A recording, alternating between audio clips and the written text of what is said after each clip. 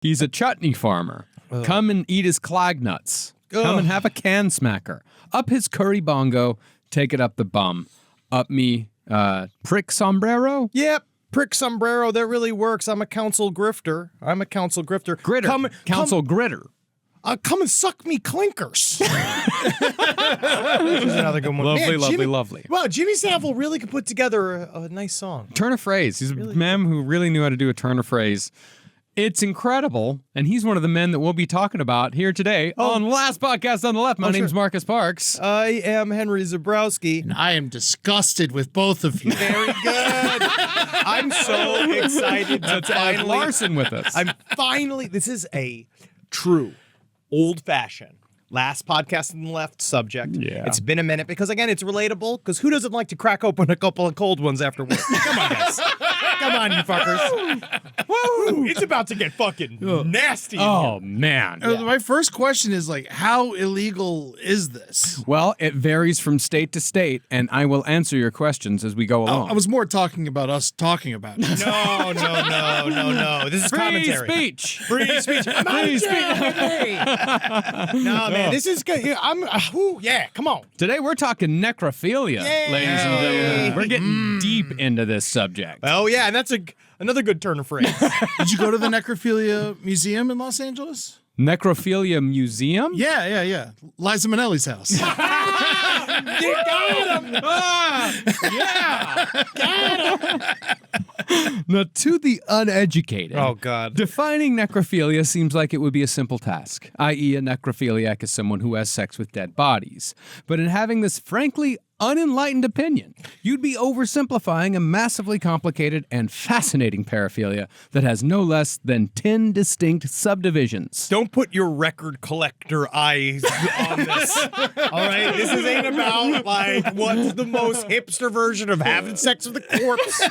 All right? Because it sounds like it's just you that views it as a complex gray rainbow.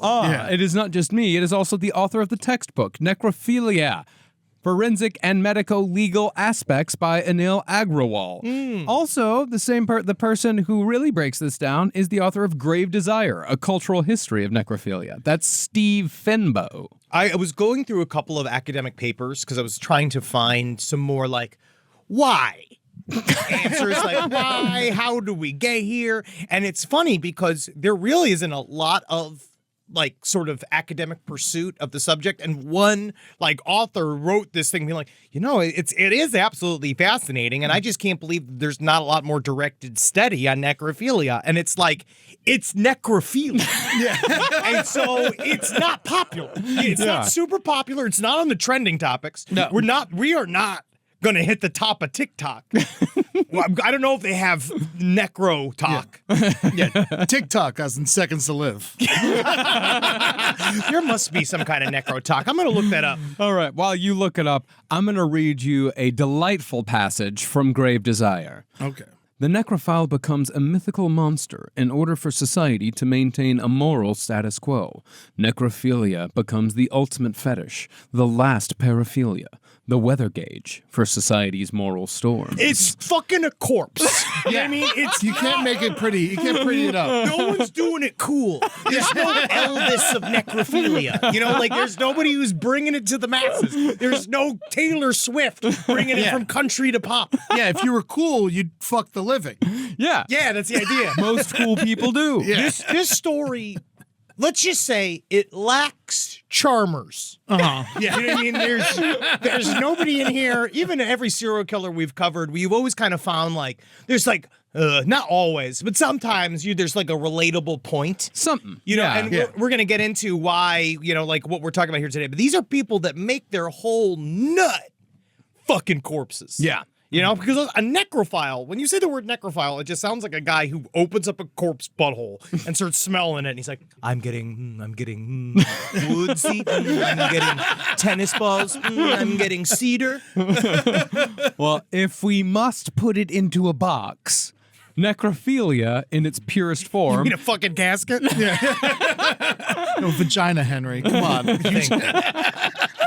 Necrophilia in its purest form is sexual gratification that comes from having an encounter with the dead. If you want to get granular with it, the act itself is called necrocoitus, while the more Greek among you might call it thanatophilia. Have you ever seen Necromantic? Oh, I don't think so. I know the band Necromantics. That's cool. No, it's one of those movies that, you know, when I was a younger man, I was always looking for whatever was the single most fucked up thing I could see. Yeah. Right? I loved it. I was fascinated with it. And it was about 6 months ago. I'd never seen Necromantic before, and it's on the list of all the most fucked up movies ever, and because it's about like a guy that we'll cover today, a truly romantic version of necrophilia. Yeah. But Tom Petty. yeah. But he got to I couldn't watch it. Yeah. It's really gross. I was like, oh man, I'm getting fucking soft, man. Wow, you It's not really the same. are getting soft in your old age. What's happening? I don't know. Well, maybe I can toughen you up with some of this shit because it's going to get fucking awful. Let's do it. Yeah.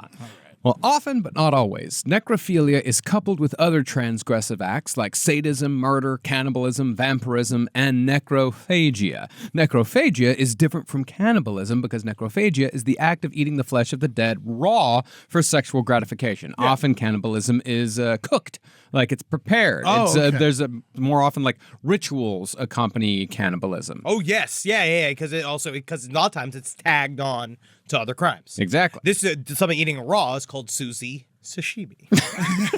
Now, what if the person's still alive when you eat part of them? That would be cannibalism. That's cannibalism? Yeah, that's definite cannibalism because Okay. necrophagia is specifically flesh from a dead body. Because there have been people that have been willingly cannibalized. Yeah. Yeah. There's also necropedophilia and necrobestiality, both of which are self-explanatory. No, they aren't. I don't understand. Sex with dead children, sex with dead animals. Thank you. Thank you so much. Now, the spectrum for necrophilia runs wide, from a mere obsession with corpses to the act of murdering to obtain, mutilate, and possibly eat corpses, a la Jeffrey Dahmer or Dennis Nilsen. But for today... They were the closest we have to an Elvis of necrophilia. Yeah. Dahmer, I suppose, would be Yes. the closest to an Elvis of Or necrophilia. Ted Bundy. Yeah, Ted Bundy, Yes. also necrophiliac, yes. Good Yeah. work. You did the reading. Yeah. But for today, we're going to shift our focus away from the more infamous necrophiliacs to some of the lesser-known practitioners, the ones who seek out bodies that are already dead, or those who have a romantic attraction to specific dead bodies they had previous relationships with. I also think this is, how do I put this? Pure necrophiliacs. These are guys that are not doing it just because they're curious after they killed somebody and they're a serial killer, because they're a serial killer first, Yeah. necrophiliac second. Yes. Right? These are guys that focus in on this because, again, it's its own art form. It is, but although I would argue that Jeffrey Dahmer was a necrophiliac first and a serial killer second. Cannibal third? Well, again, sure, yes. Yes. But it's interesting. Well, yeah. I mean, that's a long conversation we can have. That ruined many people's afternoon. You know, Thanksgiving's coming up, people. I can save it. My mom's in town. Now, like, We can do it at the smokehouse. oh God, yes. Do you think they would do it for us? Just walk in with half an arm. It's like, we have a special request. Yes. Don't worry, it's kosher. Tell them it's her birthday. Tell them it's her birthday. They'll do it. They'll put a candle in it. Now, as you might imagine, 95% of necrophiliacs are men, or at least 95% of necrophiliacs who are caught are men. But that 5% of female necrophiles can be quite chatty when they want to be. I feel like They like to talk. when we were talking on the phone, I think partially it's that too, where it's most of the time you have to hear from the necrophiliac if they've done it. And the thing about being a dude is that we leave shoot. Right? We leave spider webs. A lady, you can leave a slug trail. Yeah. But it's harder to see. It is harder to see. However, the necrophiliac we're going to talk about right now, Karen Greenlee, did leave behind a bit of a trail. Oh, yes.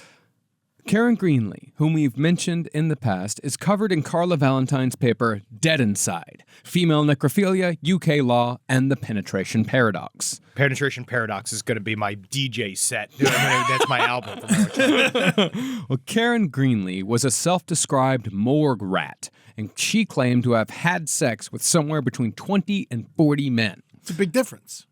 That's a big difference. Between Now 20 when and 40? It's either double or it's crazy. Like, I There's do a not fucking know. whirlwind in there, man. If they say 20 to 40, it's 60. Especially necrophilia. Well, she said that she would spend hours in the morgue riding bodies cowgirl style, and her version of a male orgasm during these riding sessions would be when blood or other fluids would spill from the mouth of the deceased during necrocoitus. That's why you don't let them get on top. That's why. Exactly why. Yeah. My hair.